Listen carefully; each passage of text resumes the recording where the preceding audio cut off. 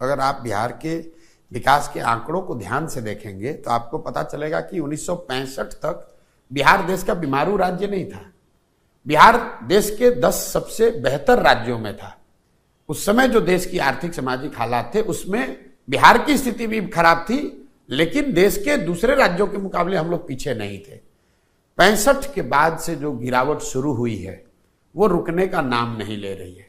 उसमें एक थोड़ा सा छोटा सा पॉज 2005 से 2010 के कालखंड में दिखा जब नीतीश कुमार एनडीए की सरकार बनी, लेकिन वो क्षणिक था। फिर पुनः वही स्थिति हो गई।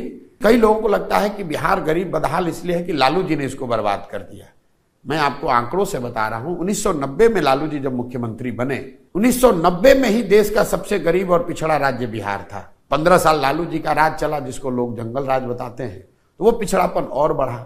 2005 में जब नीतीश कुमार मुख्यमंत्री बने तो देश का सबसे गरीब, पिछड़ा, निरक्षर, भुखमरी, पलायन वाला राज्य बिहार था।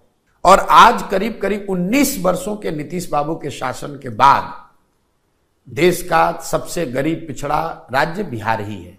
हम लोग एक पायदान भी ऊपर नहीं बढ़े हैं। कहीं ना कहीं ये आपको हमको मानना होगा कि जिस रास्ते पर बिहार का समाज, यहाँ की राजनीति, यहाँ के नेता चले हैं, उससे आप बिहार की स्थिति में आमूलचूल परिवर्तन की परिकल्पना नहीं कर सकते। ये बात प्रशांत किशोर नहीं कर रहे हैं, ये 30-40 वर्षों के आंकड़े बता रहे हैं, अनुभव बता रहा है। इतनी ह्यूमिलिटी हम लोगों में जरूर होनी चाहिए कि भाई अगर गलत रास्ते पर चल रहे हैं तो रुकें, एक बार उसका आकलन करें और ये समझें कि आखिर दूसरे राज्यों में भी तो भ्रष्टाचार है, दूसरे राज्यों में भी तो ये इसी देश का संविधान है। ऐसा तो नहीं है कि दूसरे राज्यों से गरीबी, भ्रष्टाचार खत्म हो गया है, लेकिन जितनी बदहाली बिहार में है इतनी बदहाली तो देश के किसी हिस्से में नहीं है।